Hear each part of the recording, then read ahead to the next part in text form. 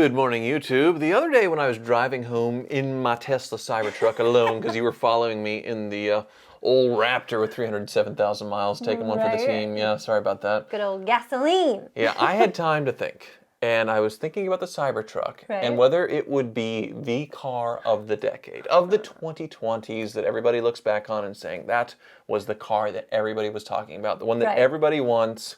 Or will there be something else? Right. Well, there's still time. What, about 6 years left? Right. There could be something bigger, badder, or something that makes more sense for the car of the decade of the 2020s. You can't really make that judgment yet. Right. Sort of like presidents when they leave office. It takes a long time for you to analyze their presidency to see where they stack up over time, because some were very unpopular that turned out to be good presidents. Right. So, anyway, I'm not going to go into that. No, we want to hear about it. Danger. But I was thinking about the car of the decade for each decade. Right. Going back 100 years. I like it. Okay. So this is my list. This isn't somebody else's list. So if you think it's dumb, feel free to say it's really dumb in the comments. And leave a comment. Subscribe if you haven't already, because half of you haven't subscribed to Good Morning YouTube. Like, what? Why not? But I haven't subscribed. Sorry. Am I supposed to subscribe? Anyway, if you go back 100 years, it's really easy for, I think, the first 3 decades. Okay. And it's Ford. So in the 19-teens, you go to the 1800s, cars barely existed. The 1900s, they were kind of crazy. Right. But the one car that everybody was talking about, because everybody could buy a car for the first time, it was Henry Ford and the Model T. Right. Of course. Of course. It was the Model T in black, because that's all they made them in black. Correct. Just like the GMX. So they made 15 million of them. Shut up. 15 million Ford Model Ts. Did you read that off some like weirdo conspiracy website? Like, that's multiple places. That was so many of these things built because they were in production for a really long time. From 1908 till the mid-1920s, and the Model A sort of overlapped for a while. They were building both. So that is a very long run. Yeah. Didn't you drive one for Car Issues episode? A Model A. Not a Model T. Okay. So that's Model T's hand control. So it's very different from the cars that we have today, where the throttle is actually on the steering wheel, and it's a different combination of things. It's sort of a learning process that I've never actually experienced. So, yeah, obviously that's the car everybody was talking about. Same goes for the 1920s. It's the Ford Model A. Once again, a huge sales, like 4 or 5 million of these built. This time, just like in a 5-year period. That's crazy. And that many. Much more refined, much more like the cars we know today. The driving experience, I have owned one of those, and it is very easy to drive. It's not a synchronized transmission, so you have to be careful with the shifts or double clutch. But overall, it goes 50, 55 miles an hour, but it doesn't feel that different than, say, cars we drive today. As far as the way everything's set up, it was a very good machine. Right. So they've kind of taken that and just branched off of it and built on that platform for cars forever until Tesla came around. Well, obviously a big shakeup there, but yeah. You go to the 1930s, you could say there's some car. I mean, there's some honorable mentions there. Like a Duesenberg, it's a doozy, or Packard, like all of those Gatsby era cars. But in the 30s, there was the Great Depression, and the car that changed the world then was the 32 Ford because of the flathead V8. Is that the shoebox Ford you're talking about? No, the shoebox did have a flathead, but that came out in the 40s, and it in 1951, 52, 53, something like that. Right. But this, just the 32 Ford, it's the one that everybody hot rodded. But back in the day, it looked gorgeous, and the performance was on par with all of those Gatsby era, supercars of the time, basically, a Duesenberg or a Packard or a Rolls Royce. And bootleggers were using them to escape Bonnie and Clyde. They loved stealing those cars to do their bank heists and everything, and everybody loved that car. It just captured the imagination of America for criminals, for everybody. Right, so that's your choice for the 30s. The 1930s. Gotcha. Ford owned it for 3 decades. Right. In the 40s, obviously, World War II. Right. What else is it going to be other than the Jeep? The Tucker. Right. Well, the Tucker at the time was just a newspaper headline, like a flash in the pan that was there and gone. It was really cool, though. But I get it. And they went out of business for other reasons. But as far as war production, Willis was the original designer of it, I think, but Ford was building them. There's other companies were building them because of the war effort. Right. But basically, they needed a car to get around in these muddy, uneven places in the European theater and in all these Japanese islands. They needed a little nimble four-wheel drive that could get through, and it was the perfect vehicle for the job. Yeah. Pretty tough and invincible as well, and American troops fell in love with them. After the war, they bought them as military surplus, or Willis started actually building them. So it was just sort of that car of that era. That's pretty obvious for those 4 decades. It's hard to dispute those. But that's a solid pick. then as you get into the 50s and on, it's really hard, I feel like. I don't know. Is it really hard? 50s, I mean, like, I'm going with Corvette. They came out in 53. But the 53 Corvette was terrible. It was a major failure. They didn't make very many of them. It took many years for them to get the Corvette right. Okay. And was it something that everybody wanted at the time?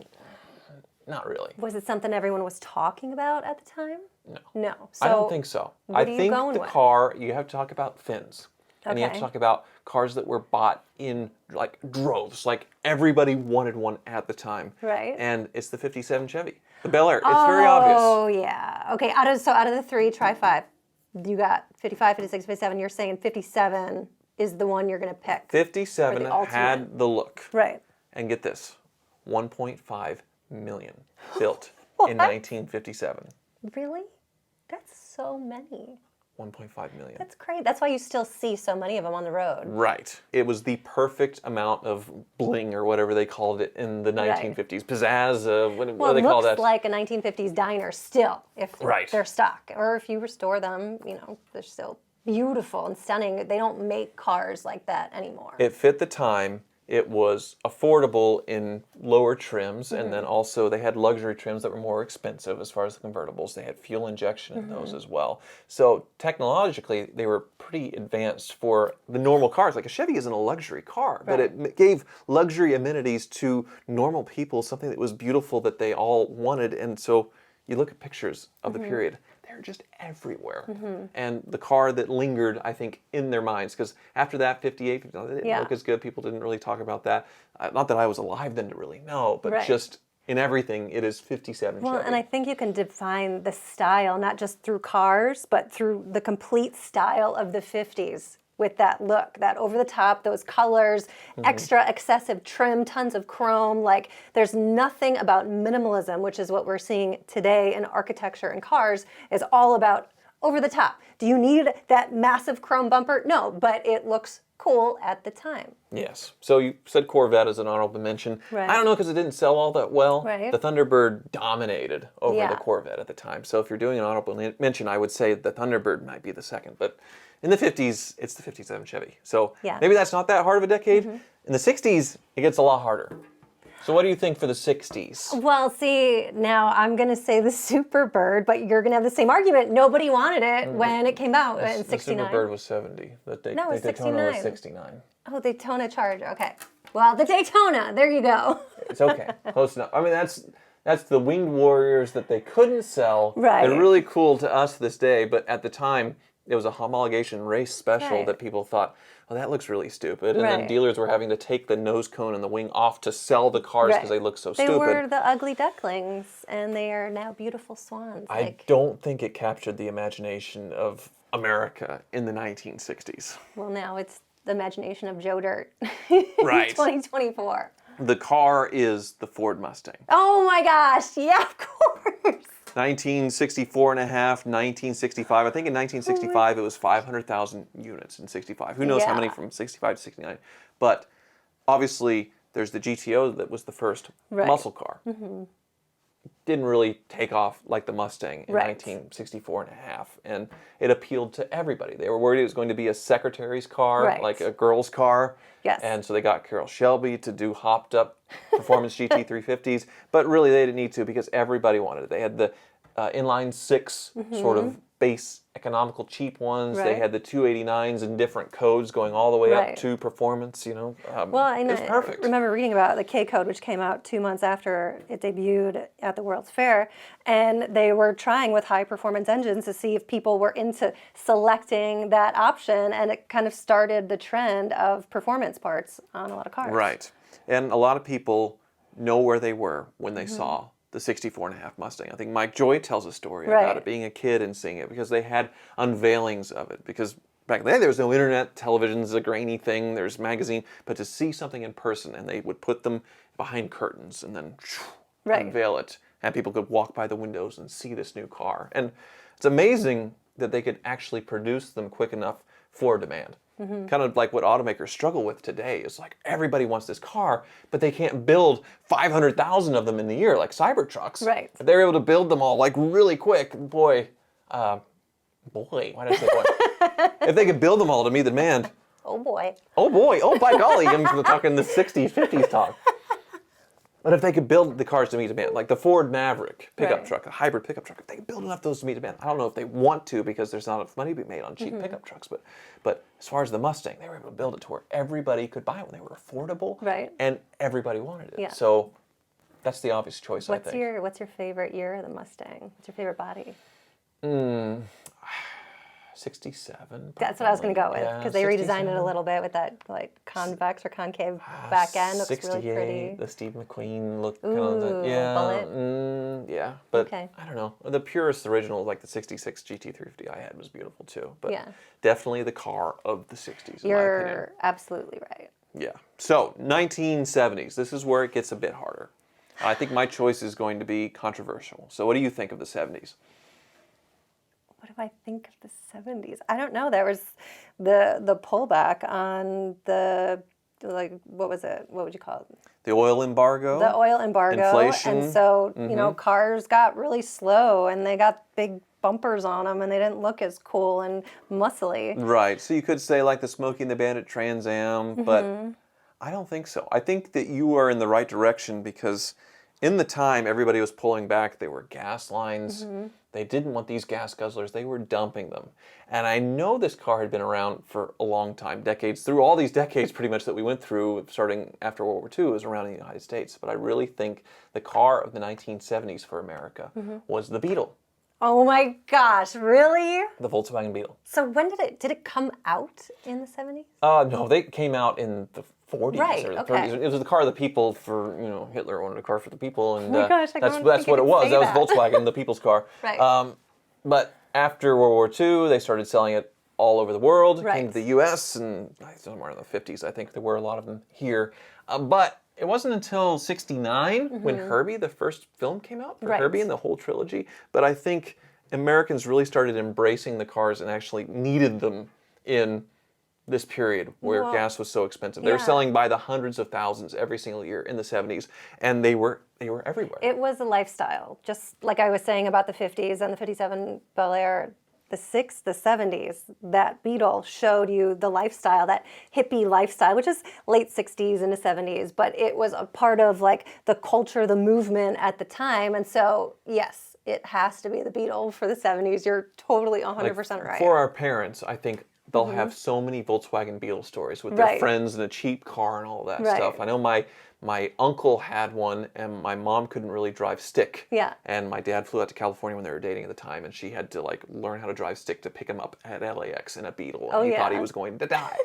I know everybody has a story like that with Beetles, and like my uncle drove it cross country multiple times. It just everybody has a Beetle story from that era, and I feel like even though it was built much before that, it was really embraced during that period, so much so that other automakers had to copy it with like the Pinto and the Gremlin and the Corvair and all this stuff to try and capture the Beetle market because that was the car of the period and so cheap. Okay, you're right. You're good. You're good at this.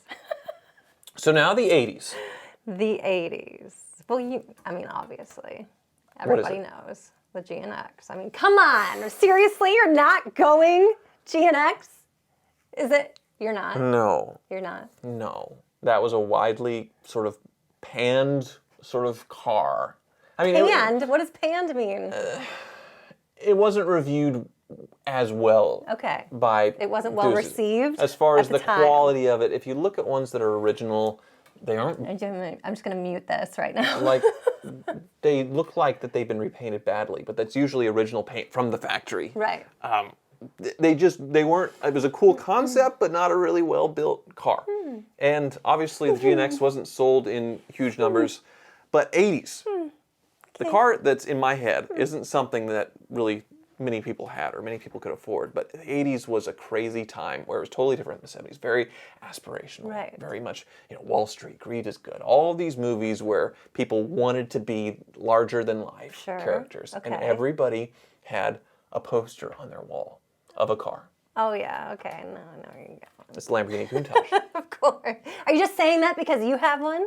No, I really think that is the car of the decade. As far as people obsessing over a car. Oh my God, the Countach. Every kid having the poster on the wall. You could say the Testarossa, but the Miami Vice and all that stuff. But really, the Countach was the top dog. Right. And we're in a period where people thought, well, if I work really hard or whatever get-rich-quick thing that I can do, I'll get myself a Countach. That was the I made it car Right. of the time.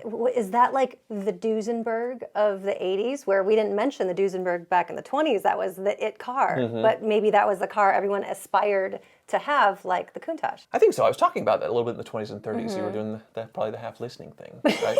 Me? Yeah, but the Model A was the car everybody wanted in the 20s. Yeah, it was a big deal. So, yeah, the Countach, aspirational. I feel like this aspirational thing does continue, though, into further decades. Right. Because as you get into the 90s... Well, I just want to make sure we all know that the Grand National beat the Countach. In a drag race? In a drag race. In my video? Yes. Maybe, yes. Let us go there now. Maybe. Come on, catch up.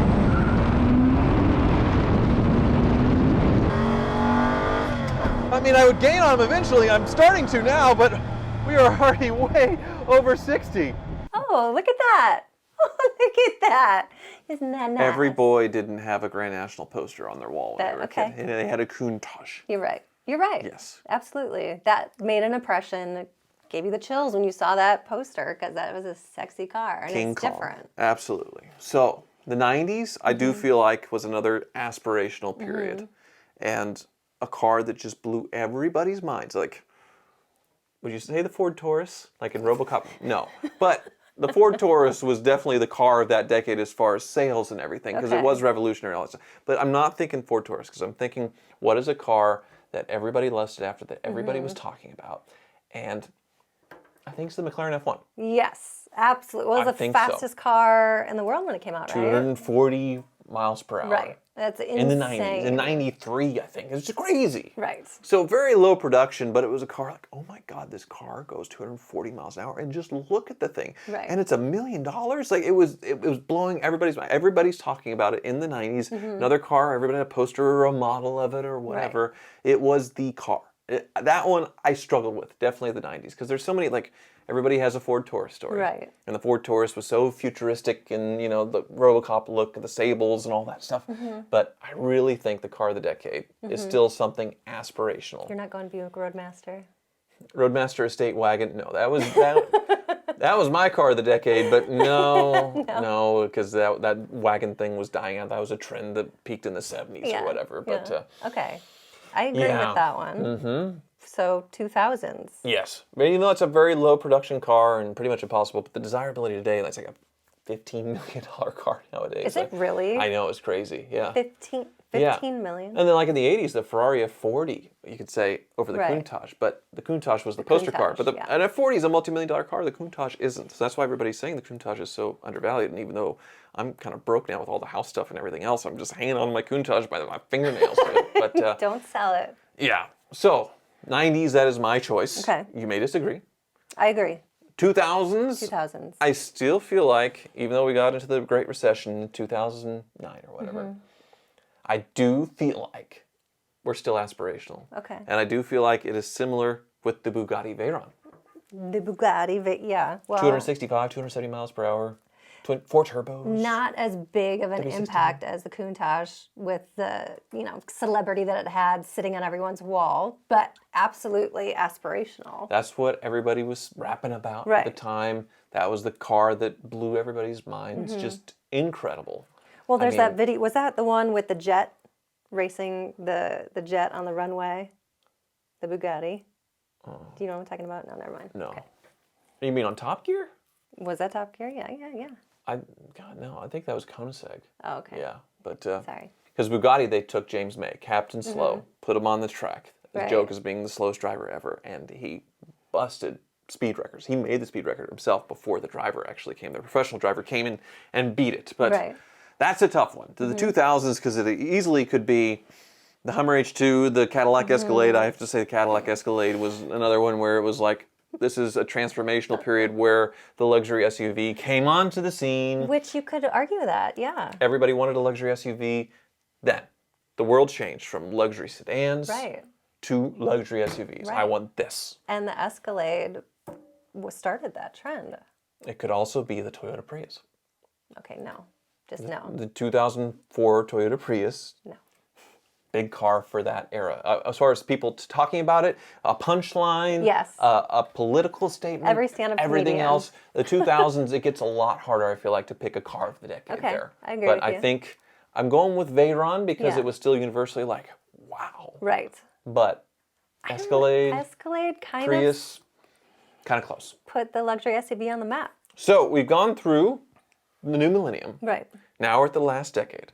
So I think the 2020s is going to be the Cybertruck, but we don't know yet. In the 2010s, we're in a recession.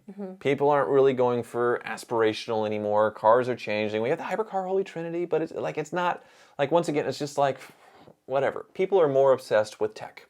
They're more obsessed with iPhones. They're becoming more like, what's the coolest gadget? Right. And that's why I think of the 2010s, it's the Model S, the Tesla Model S. Okay, so you're giving it up to Tesla again. I think so. As far as it being fair. revolutionary, a car, people that we're talking about, like, the world's going to go electric, cars are going to go electric, and this was the first viable, like, wow, it's really possible, and it's something that is actually really cool. Of course, Elon Musk built up this brand to make himself the richest man in the world, where the company's valued more than General Motors. And as far as a car of the decade that people talk about, I think it is the Model S. You're right. That was what everyone was talking about, what everyone wanted. They wanted to see it. They want to take pictures with it. Just like the Cybertruck now, every street you go down, every stoplight you're at, people are trying to take pictures. But that was any Tesla back in the teens. Right, because I don't think there's any other car that broke through the noise, because every car had a competitor. There was nothing that really stuck out. Right. Any kind of luxury, any kind of supercar, anything. Tesla was in a world of its own with no competition, and it was an aspirational thing, but also seemed like, hey, caught that political thing, I'm going to save the world with this car. The new tech, the new iPhone, the latest thing. Right. Well, what they also did is their storefront changed. Not a traditional dealership. You could literally, in the mall, they were at just stores, like an iPhone store, like an Apple store. Everything about it was revolutionary, turned everything up on its head, and people were talking about that, talking about all kinds of things. So that is my opinion. And I don't know if you agree with that opinion, but I do believe that is all the decades covered of all the cars. The Cybertruck. Maybe. I don't know. Or it could be like the PT Cruiser of the 90s, where everybody wanted a PT Cruiser for like a year, and then... Yeah. Was that a big thing? Oh, it was a huge thing. They're selling for over MSRP. Yeah. No, they were not. Big time. What's wrong? Who are these people? I need a list of these insane people because they need to be locked up. Look at the PT Cruiser. It's so cool. This thing's awesome for like 1 minute. And then it wasn't. So that could be me with a Cybertruck. So we'll see. You're still saying the GNX is not the 80s car of the decade? No. Okay. And you know it in your heart. Thank you so much for watching. I hate you.